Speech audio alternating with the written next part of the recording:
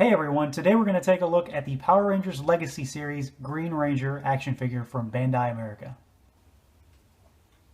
Let's take a quick look at packaging first. As you can see, I've already taken this guy out to do this review, but we can still talk about the box real quick. So we've got a window box with the Green Ranger front and center down there on the bottom.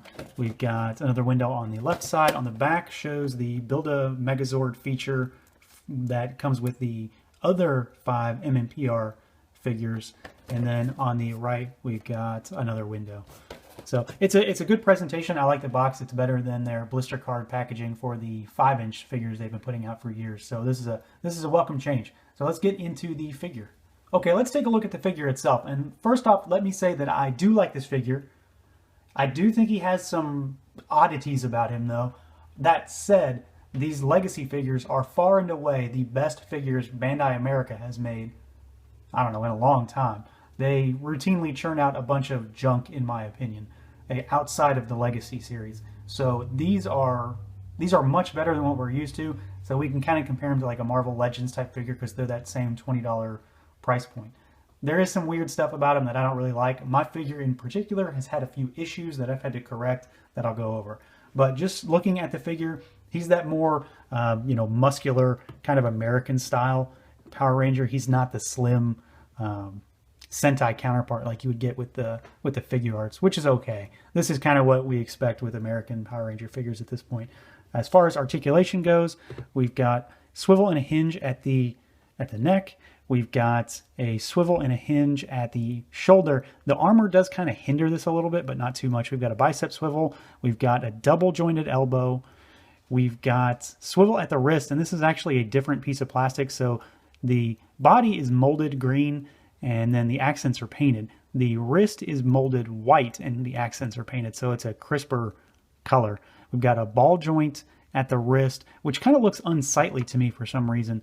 It's a good joint. It gives amazing range of motion, but for some reason this doesn't look right to me, and it feels kind of weird. We've got an ab crunch. The armor does get in the way, but not too much. We've got great range of motion at the thighs. We've got a thigh swivel, which I don't like this joint. I think it's ugly because of how it's molded. You can clearly see where the joint is. We've got double jointed knees. We've got swivel at the boots, which is the same kind of situation as the cuffs. We've got rotation and a hinge at the foot. So let me explain a bit about what I thought in terms of the problems that I had. First of all, the joint aspect of my right knee was bent, like horribly. So he couldn't even stand out of the box. The right foot could not be positioned in any normal way because the ball joint was not actually pegged in. It was just sort of sitting in there, but I had to heat it up in order to get it in. So not anything that was really crazy, a little heat and just playing around with it. I fixed it in about 2 minutes, but still I've heard of other people having similar issues, or seen people post on forums where they've had body parts swapped and not on the right side. So, that's a problem, but at the end of the day, it didn't really hinder this figure. As far as paint goes, there's actually not a lot of it that I can tell. We've got some detailing on the head. We've got the jewel painted. The teeth are not painted on the visor. We've got the mouth is painted silver. We've got gold accents. The morpher's pretty good though. It's pretty clean. We've got the dragon coin in there, so it's not a generic kind of symbol that they threw in there. There is a spot for the diamond to be painted on the underside of the armor, and I assume that's because this is a generic body mold for at least the male MMPR figures. So that would be white normally. It's green here. Other than that, though, it's pretty decent outside of what I feel like are some odd joints, and something about the guy still just kind of looks weird. Some of the shape to the feet looks weird, and when he stands, he doesn't look, I don't know, something about him just kind of seems off to me. Maybe it's my figure, let me know in the comments if you guys have this guy and he's perfectly fine. Maybe I got a bad one.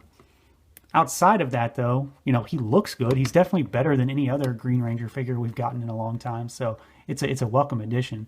So let's take a look at accessories real quick. Okay, as far as accessories go, this guy has what are considered 2 exclusive accessories according to the box. I don't fully understand why, because these are literally the only accessories the Green Ranger can have. We've got the Dragon Dagger, which has a lot of molded detail on there, a lot of good paintwork too. I mean, most of the paintwork on this figure is in the accessories as far as I can tell. Dragon Dagger looks really good.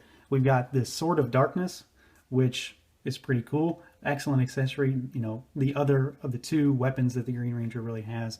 We've got the sheath for the dagger. I don't really consider this an accessory, but it doesn't come on the figure in the box. And then we've got 2 style pose hands, left and right, to swap out. So the sheath just pegs on to the figure itself. So I like the accessories. The one thing that this guy doesn't have that the other Mighty Morphin Power Ranger figures have is a Build-A-Megazord piece. So they come with pieces to build the Dino Megazord.